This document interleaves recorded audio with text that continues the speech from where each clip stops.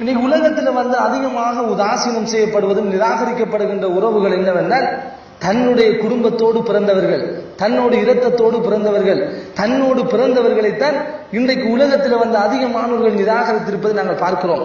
அண்ணனோடு தம்பி பேச மாட்டார், அக்காவோடு தங்கை பேச மாட்டார், அதனோடு தகப்பனோடு மகன் பேச மாட்டார். இந்த இரத்த உறவுகளுக்குள் நடந்திருக்கின்ற இந்த விபரீதங்கள் எந்த அளவுக்கு என்று சொன்னால், குடும்பங்கள் எல்லாம் இன்றைக்கு சீர்குலைந்திருக்கின்ற ஒரு நிலைமையை தான் இன்றைக்கு நாங்கள் பார்க்கிறோம்.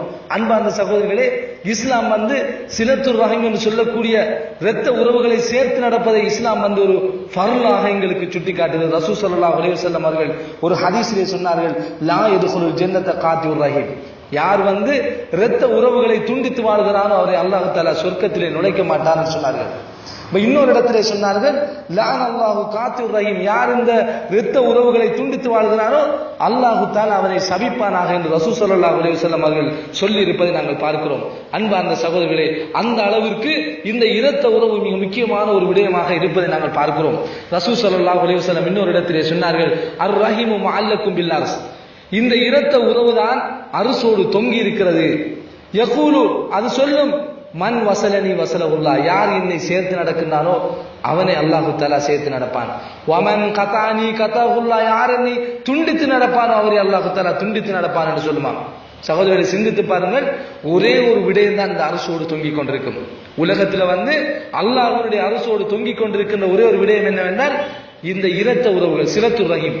இவர் யாரு அந்த இரத்த உறவுகளை சேர்த்து நடக்கின்றார்களோ அல்லாஹு தஆலா அவர்களை சேர்த்து நடப்பான்.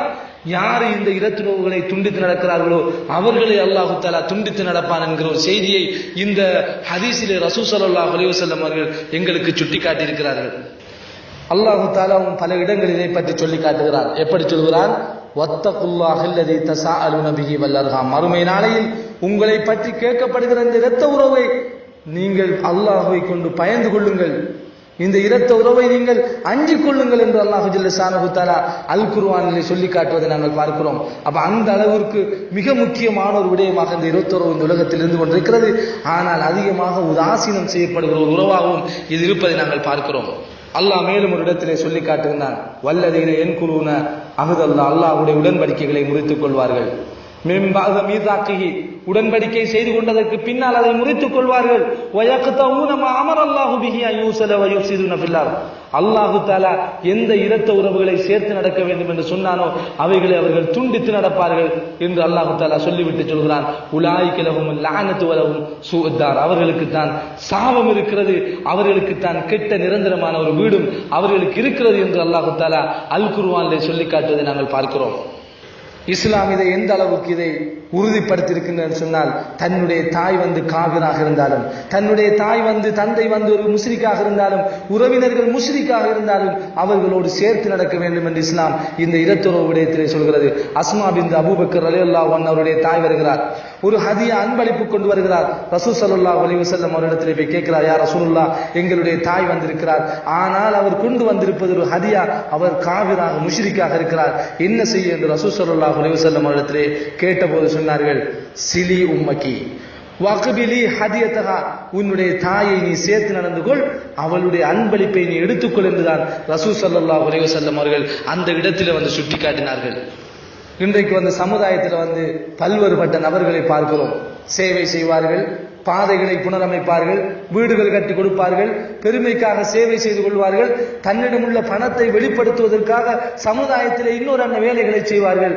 ஆனால் தந்தையை கவனிக்க மாட்டார்கள், தாயை கவனிக்க மாட்டார்கள், உறவினர்களை கவனிக்க மாட்டார்கள், தன்னுடைய கூட பிறந்த அண்ணன் தம்பிமார்களை கவனிக்க மாட்டார்கள். ஆனால் சமுதாயத்திலே நல்ல பெயர் வாங்க வேண்டும் என்பதற்காக தன்னுடைய பொருளாதாரத்தை செலவு செய்வார்கள். அன்பார்ந்த சகோதரர்களை விளங்கிக் கொள்ளுங்கள், தன்னுடைய இரத்த உறவுகளை ஒருவர் கவனிக்காமல், தன்னுடைய இரத்த உறவுகளுக்கு செலவு செய்யாமல் ஒருவர் இந்த உலகத்தில் எந்த வகையில் அவர் சேவை செய்தாலும், எந்த வகையில் சமுதாயத்திலே அவர்கள் சேவை செய்தாலும் அல்லாஹ்விடத்தில் எந்த ஒரு பிரயோசனமும் இருக்காது என்பதை நாங்கள் தெளிவாக புரிந்து கொள்ள வேண்டும். அதனால் தான் ரசூல் ஸல்லல்லாஹு அலைஹி வஸல்லம் அவர்கள் சொன்னார்கள், மன் அஹ்ஸன அய்யுப்சிது லஹு ஃபீ ரிஸ்கிஹி வ யுன்ஸு லஹு ஃபீ அத்ரிஹி ஃபல்யஸில் ரஹிமஹு. யாருக்கு தன்னுடைய உணவில விஸ்தீரம் ஏற்பட வேண்டும், தன்னுடைய வாழ்க்கையிலே நல்ல ஒரு அபிவிருத்தி ஏற்பட வேண்டும் என்றால் ஃபல்யஸில் ரஹிமஹு, தன்னுடைய இரத்த உறவுகளை சேர்த்து நடக்கட்டும் என்று ரசூல் ஸல்லல்லாஹு அலைஹி வஸல்லம் அவர்கள் சொல்லி இருக்கக்கூடிய ஹதீஸை நாங்கள் பார்க்கிறோம். இஸ்லாத்தை பொறுத்த வரைக்கும் இதை ஒரு ஃபசாதாக சுட்டி காட்டுகிறது, ஒரு குழப்பமாக சுட்டி காட்டுகிறது. ஏன்? சமுதாயத்திலே இருக்கின்ற உறவு முறை அந்த ஓடர் குழம்பி போய்விடும், சமுதாயத்திலே இருக்கிற இரத்த உறவுகள் சிதைந்து விடும், சமுதாயத்தில் வாழ்க்கை ஓட்டம் சிதைந்து விடும் என்கிற ஒரு விஷயத்தை இஸ்லாம் எங்களுக்கு சொல்லி காட்டுகிறது. அதனால் தான் அல்லாஹ் தஆலா கேட்கிறான், ஃபஹல் அஸைதும் இன் தவல்லைதும் அன் துஃப்ஸிது ஃபில் அர்லி வ தக்தவு அர்ஹாமக்கும். அல்லாஹ் கேட்கிறான், நீங்கள் இந்த உலகத்தில் உங்களுடைய இரத்த உறவுகளை துண்டித்து வாழ்வதன் மூலம் உலகத்தில் நீங்கள் ஃபசாதை குழப்பத்தை ஏற்படுத்த வேண்டும் என்று நீங்கள் விரும்புகிறீர்களா என்று அல்லாஹ் தஆலா அல் குர்ஆனிலே கேட்கின்றான். சகோதரர்களே, தன்னுடைய மனைவியை வேண்டுமென்றால் ஒருவர் தலாக் செய்து விடலாம், தன்னுடைய நண்பர்களை வேண்டுமென்றால் ஒருவர் வேண்டாம் என்று நிராகரித்து விடலாம், தனக்கு தேவையான ஒருவரை வேண்டுமென்றால் அவர் உதறி தள்ளிவிடலாம். தன்னோடு இருக்கின்ற இரத்தத்தை யாராவது வெட்டி வீச முடியுமா? தன்னோடு ஓடிக்கொண்டிருக்கின்ற இரத்த உறவை, அந்த இரத்தத்தினுடைய குரூப்பை யாராவது ஒருவர் நீக்கிவிட முடியுமா? எனக்கு இவர் தம்பி இல்லை, எனக்கு இவர் அண்ணன் இல்லை, எனக்கு இவர் தாய் இல்லை, எனக்கு இவர் தந்தை இல்லை என்று யாராவது சொல்ல முடியுமா? அவர்களிலே ஓடுகிற இரத்தம் என்னுடைய அல்ல என்று யாராவது சொல்ல முடியுமா? முடியாது சகோதரர்களே. ஏன் என்று சொன்னால், தாங்கள் நிராகரிக்கின்ற ஒரு விடயம் உலகத்திலே எதுவாகவும் கூட இருக்கலாம், ஆனால் இரத்த உறவை எனக்கு இது தேவையில்லை, எனக்கு சம்பந்தம் இல்லை என்று யாரும் நிராகரிப்பதற்கு உரிமை கிடையாது. அப்ப இஸ்லாம் இதை ஏன் சொல்கிறது என்றால், மனிதனுக்குள்ள தேவைகள் இருக்கிறது, மனிதர்களுக்குள்ள உதவி மனப்பான்கள் இருக்கிறது, அவன் அடைய வேண்டிய பல்வேறுபட்ட லட்சியங்கள் இருக்கிறது. யார் உதவி செய்வது? ஒருவருக்கு உதவி செய்ய வேண்டுமாக இருந்தால் சொந்தங்கள் தான் செய்ய வேண்டும், சொந்தங்கள் தான் முதலில் அவருக்கு உதவி செய்ய வேண்டும். சொந்தங்கள் உதவி செய்ய முடியாத ஒரு சூழல் இருக்குமாக இருந்தால் ஒரு மனிதனுடைய கஷ்டங்களை நிவர்த்தி செய்வது யார் என்பதை பற்றி முதலில் நாங்கள் சிந்திக்க வேண்டும்.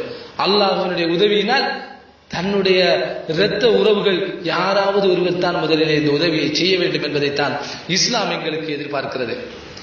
எனவேதான் இன்றைக்கு நீதிமன்றங்களில் சீரழிகிற, இன்றைக்கு நீதிமன்றங்களில் பாதைகளிலே ஒரு பிரச்சனைகளாக சீரழிந்து செல்கிற ஒரு பிரச்சனையாக இன்றைக்கு இந்த இரத்த உறவு தான் மாறிவிட்டிருக்கிறது.